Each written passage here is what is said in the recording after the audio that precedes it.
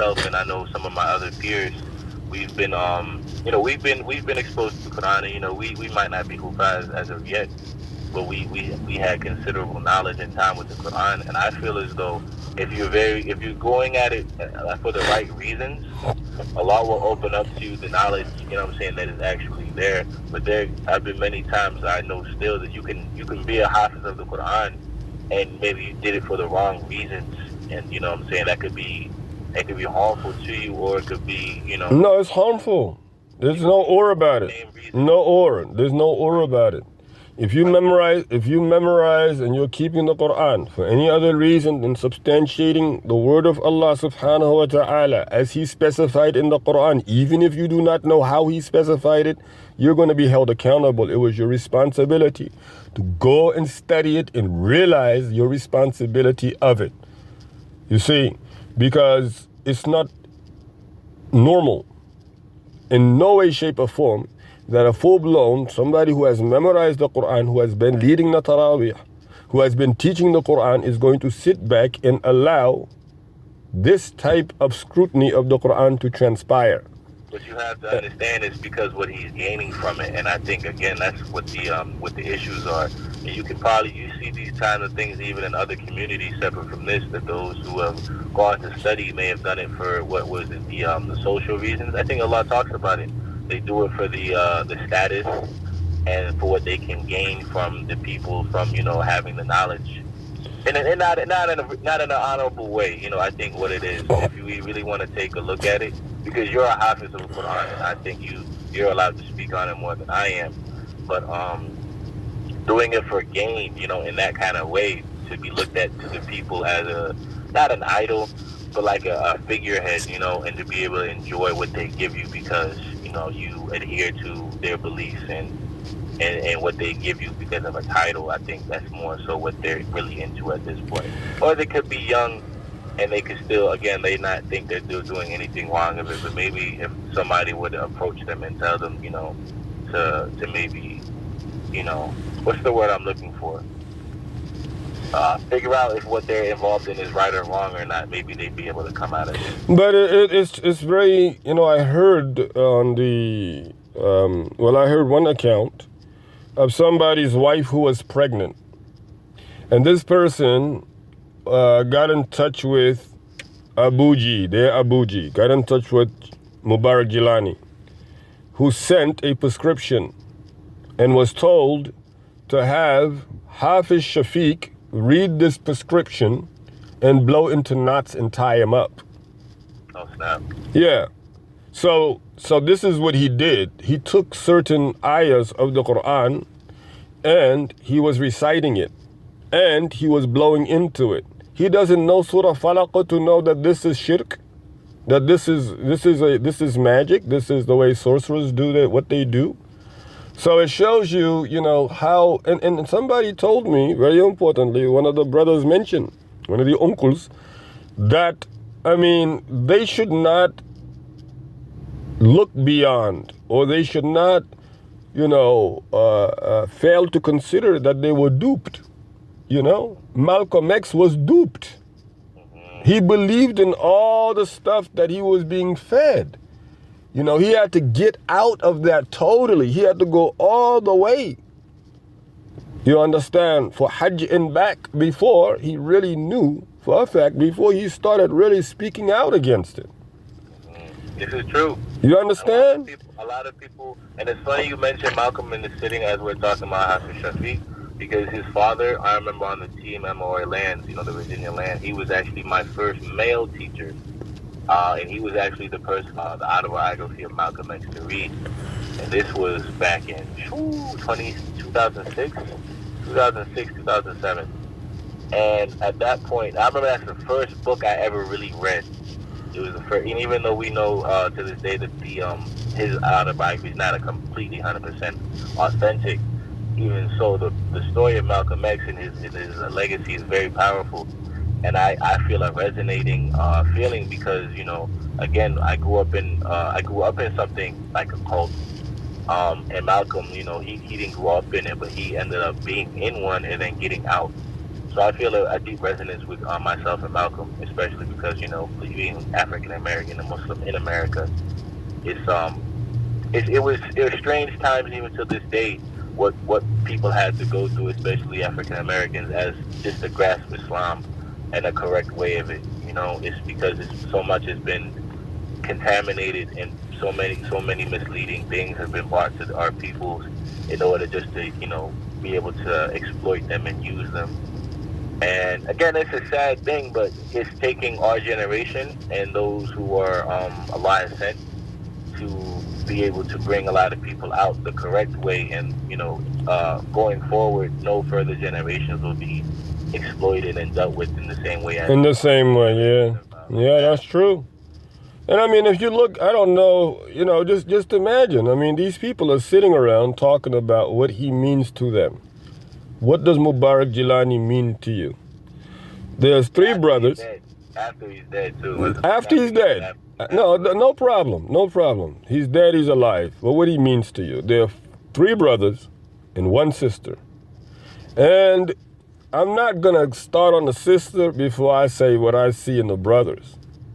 What I saw in the brothers is that they really could not find the reward and the gratitude. They could not find the submissiveness. They could not find the pleasure.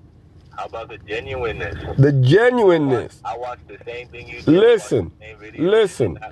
These people, I mean, this man said, Allah blessed us and the Shah Sahib and M.Gilani. When he said that, I was like, there goes one hit right there. But then, when the other brothers started saying that, he was so kind and loving that when he was around, they would not be disciplined by their own fathers anymore. I said, okay. So his father, they had more. Yeah, and he gave them a lot of candy. He said he was always giving them candy. Yeah, putting candy in their mouths. Oh, Halloween stuff, huh? But the point of the matter is, what kind of got me is, and I know you heard it, was what the sister had said when a bunch of women at some point, some of them were married, I'm assuming. Of course. The women who did not know this man personally went over and spent a number of months with him, and without their husbands. And they cooking and cooking, cleaning, making roti. How about the fact that she claims that he taught her how to make tea? They didn't know how to make tea. How to make salat? Was salat what he taught them, or was Quran what they taught them? No, because they didn't mention that. They mentioned making tea. They didn't mention anything of Islamic. No, they didn't. They said we were always studying books. They didn't say anything.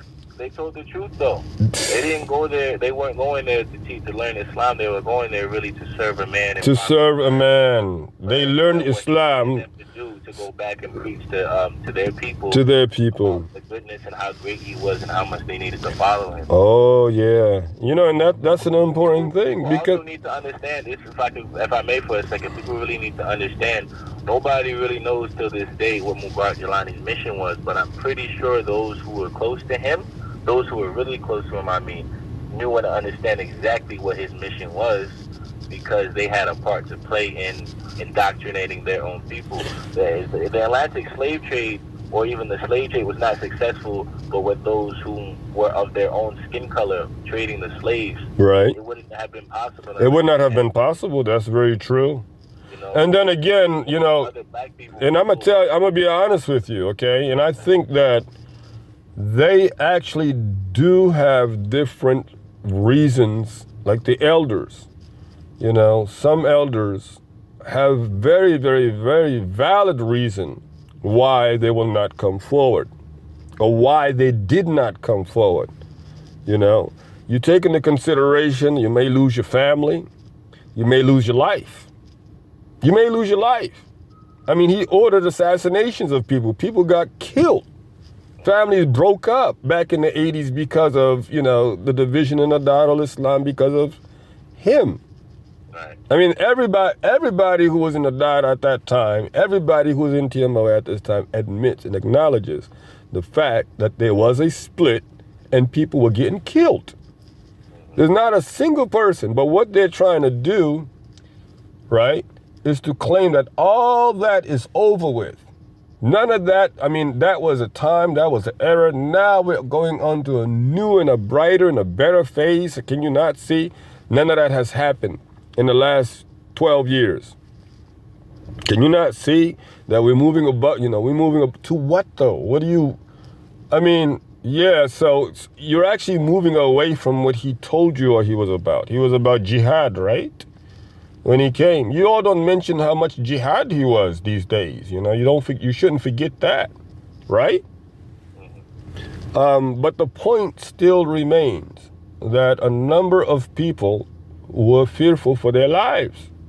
You have to take that into consideration. They knew that their lives were in stake.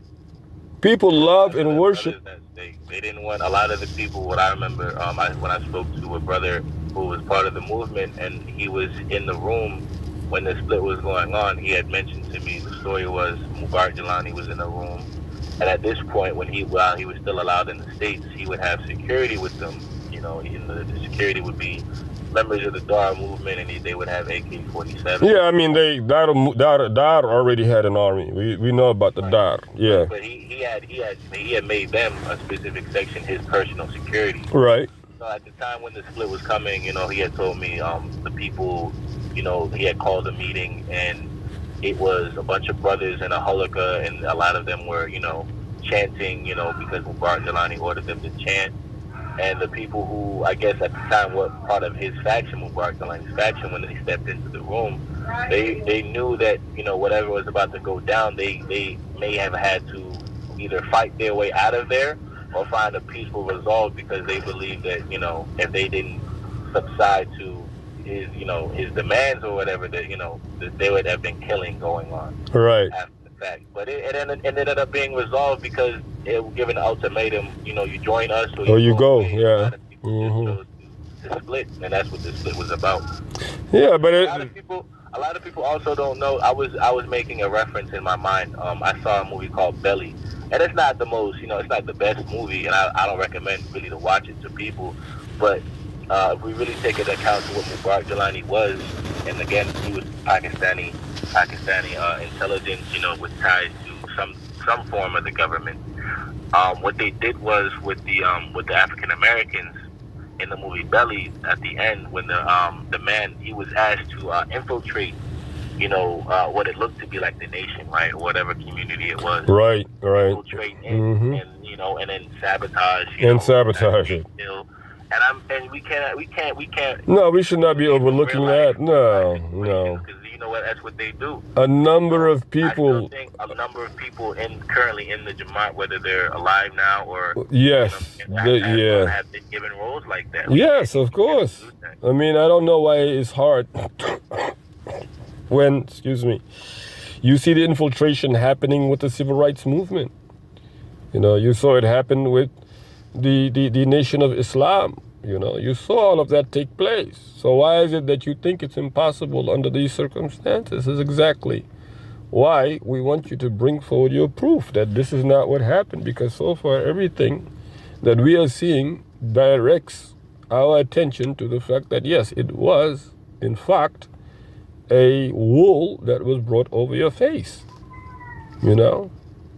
So it's just a matter of time. We're gonna, make dua, Allah subhanahu wa ta'ala show the people who are truth seeking, sincere Muslimin, and enable them the strength and the ease to follow the truth, and enable those who are seeking it as well to recognize what the falsehood is and to reject it, and to refute and renounce what they have been involved in, inshallah. So I think inshallah we're gonna continue from here, because the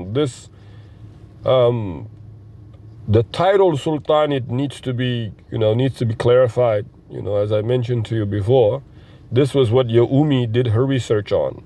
And I think a lot of people, when they start to research this quote unquote title of Sultanate, that will, awake a lot of, sound-minded people, because I think a lot of people, under the circumstances, you have magic again, you have spells, they can't be thinking in the right direction, So that's what that is. But inshallah, we'll pick it up from there, inshallah. And I agree with you, we need to talk to, as I mentioned to you before, isn't it? A number of the youth who were studying Holy Quran, we need to reach out to them and make sure that they understand that the position for what it is right now, that this is a Quranic effort to fact-finding the mission of who this man was, M.Gilani, and what his mission was to the United States. What is TMOA? Of course, we had, Darul Islam, and then we had the Jamaatul Fukra, and then that was changed also to, Muslims of America. Then it was changed over to the Muslims of America, you see. I feel that they would do themselves a great service if they changed that name and renounced everything from the time that he was banned from America.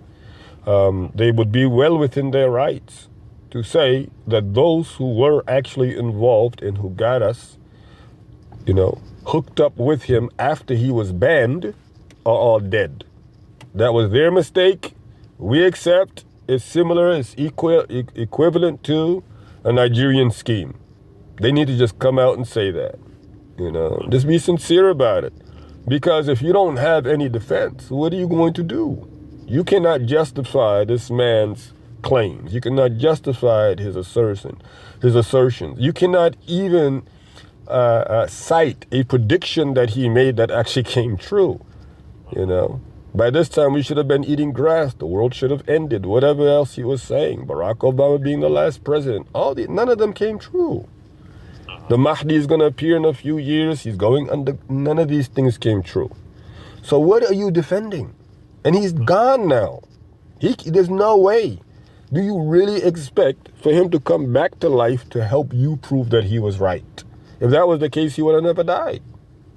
You understand? But he doesn't have control over that. And it's about time that you wake up and realize that he was just a human being. He was just another human being. I bet they wish they took a page from the Nation and said, no, he's not dead. He boarded the mothership. Well, then they won't have a shrine to build, right? They need the shrine. You gotta get the money for the shrine. The money for the shrine is important, So, but I think that, like as you mentioned, and your Abu mentioned the same thing, Umi said the same exact thing. Just wake up and ask the question, what is the meaning of this? And research. Ask those around, ask all the elders that you know the meaning of this. How many of them are actually going to be open in explaining it to you? I will tell you, you have to take the class for it. You're not even allowed to read that book. But that's the book I intend on putting on YouTube. Yes, Futuhu Muhammadiyah. So inshallah, we'll get caught up on that, inshallah. Inshallah.